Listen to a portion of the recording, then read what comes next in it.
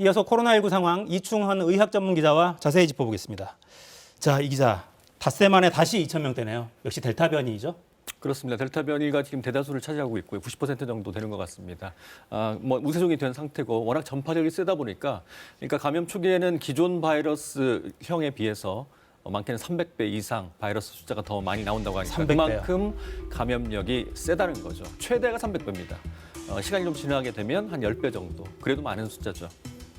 자, 이제 예방접종이 어쨌거나 계속 진행이 되고 있으니까 치명률이 좀 많이 낮아졌다라고 방역당국이 설명을 하더군요.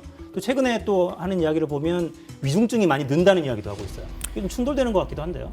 근데 워낙 분모 숫자가 늘어나니까 지금 46일째 세 자릿수 아닙니까? 한 달 반 이상 1,000명 이상이기 때문에 중증화율은 줄어들고 있지만 떨어지고 있지만 분모 숫자가 워낙 많다 보니까 중환자는 그만큼 지금 400명 이상으로 늘어나고 있는 그런 상황입니다. 중증화율이 올라가는 게 아니라 네. 모수가 많아지기 때문에 그만큼 위중증 환자도 는다. 병상도 부족한데 의료진 보건의료노조가 파업 선언했죠. 이 상황 지금 어떻습니까? 사실 지금 1년 반 넘게 계속 지금 우리 보건의료 인력들이 계속 고생을 하고 있는 상황이고 한여름에는 방호복을 입고 검체 채취를 하고 또 중환자를 돌보고 너무나 힘든 상황인 게 맞습니다. 인력 확충을 계속 했지만 당장 지금 인력 확충을 더 하기도 상당히 쉽지는 않은 상황입니다만 일단 그분들이 좀 쉬면서 그러니까 좀 이렇게 일을 번갈아서 돌아가면서 할 수 있으려면 아무래도 조금이라도 더 보상을 늘리고 좀 더 많은 인력들을 충원해서 당장은 좀 힘들더라도 그런 대책들을 좀 빨리 마련을 해야 될 것 같습니다. 그러니까요. 그러니까 최소한의 재충전은 할 수 있는 구조를 만들어주든지 아니면 보상이 쉬지 못해도 충분하다고 느낄 만큼 충분하든지 뭐는 있어야죠. 당장은 이제 그렇게 할 수는 없지만 원론적인 게 좀 있습니다. 우리나라는 이제 공공의료에서 예비군 개념이 없습니다. 지금 감염병이라는 것은 코로나 사태를 보듯이 굉장히 앞으로도 계속 언제든지 새로운 어떤 변이 바이러스가 생길 수가 있는데 미리 중증 환자, 호흡기 환자들을 볼 수 있는 전담병원, 공공병원을 만들어 놓고 인력을 양성하고 설사 생기지 않으면 놀고 있는 건 아니지 않습니까? 군이 있는 것처럼 전쟁에 대비해서 우리는 그 환자가 없으면 놀고 있다 이렇게 생각하기가 쉬운데 전혀 그렇지가 않습니다. 우리나라도 그런 전담 병원을 빨리 만들 필요가 있겠습니다. 그러니까 우리 전체 의료 체계 속에서 공공의료가 차지하는 비중이 워낙 적으니까 또 이런 문제도 생기는군요. 자, 이제 위드 코로나 이야기도 계속 나오는데 이 과학을 기반으로 사실 방역은 진행돼야 되는데 정치화돼 있어요. 연일 논쟁이 뜨겁습니다.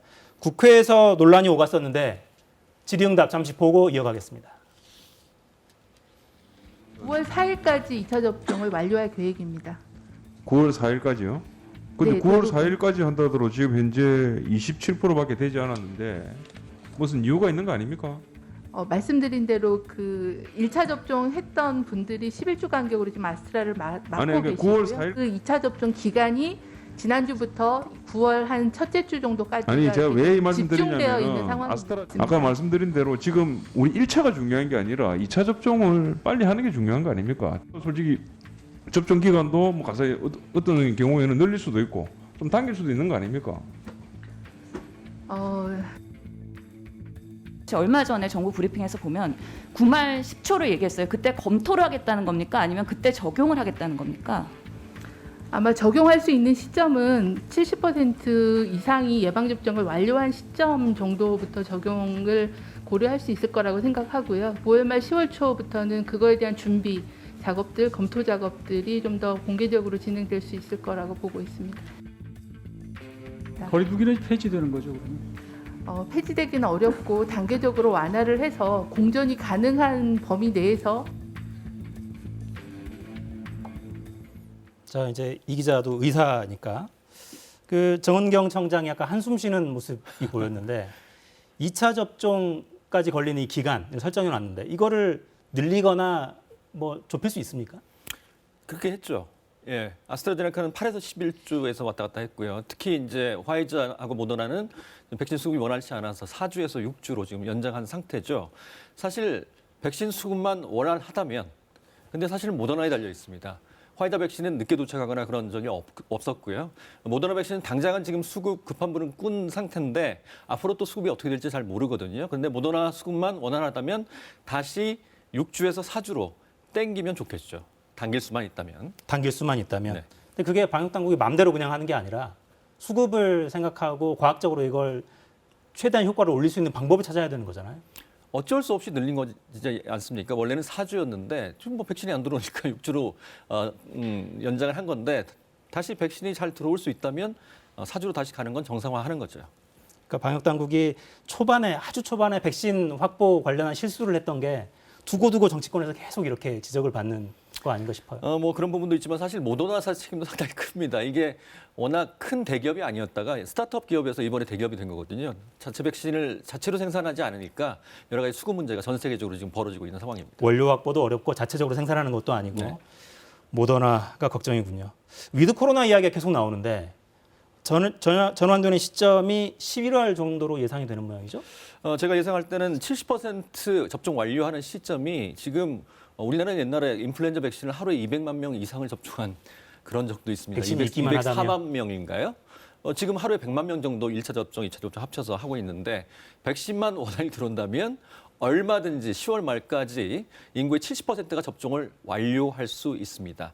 그러면 사실 근데 70%는 좀 약한 것 같아요. 왜냐하면 델타 변이를 예상을 못했습니다. 델타 변이가 지금 우세종이 됐기 때문에 바라기는 한 80% 정도 접종을 했으면 좋겠는데 그게 10월 말 정도로 예상이 되고 그때쯤이면 고강도 거리 두기는 좀 해제를 하고 코로나와 공존하는 방향으로 정책을 수정해야 될 것 같습니다. 자, 이제 내일부터는 젊은 층도 백신을 또 본격적으로 맞기 시작하죠. 근데 이런 생각들을 하는 젊은 분들이 있는 것 같아요.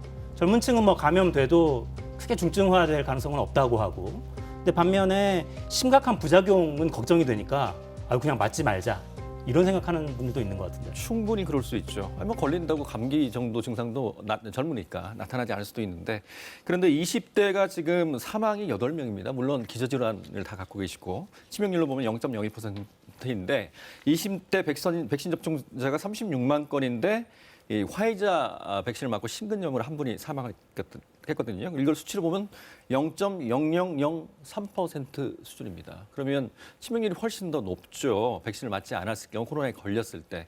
그렇다면 백신 그 부작용 우려에도 불구하고 맞는 게 훨씬 더 이득이다. 이렇게 볼 수 있습니다.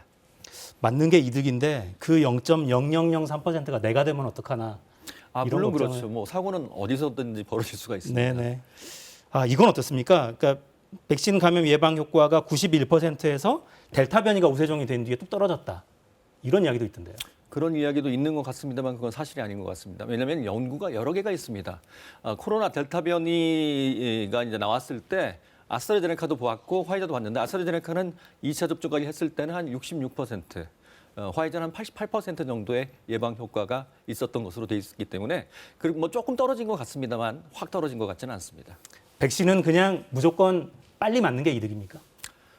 저는 접종 완료가 떴고요. 2차 접종까지 저는 자녀 백신으로 아스트라제네카를 맞았습니다. 50대이기 때문에. 일단 맞을 수 있으면 무조건 먼저 맞는 게 좋죠. 왜냐하면 설사 1차 접종으로 그 감염을 피할 수 없다고 하더라도 중증 화율은 90% 이상 낮출 수 있기 때문에 특히 젊은 분들은 될 수 있으면 자녀 백신이라도 빨리 맞는 게 좋을 것 같습니다.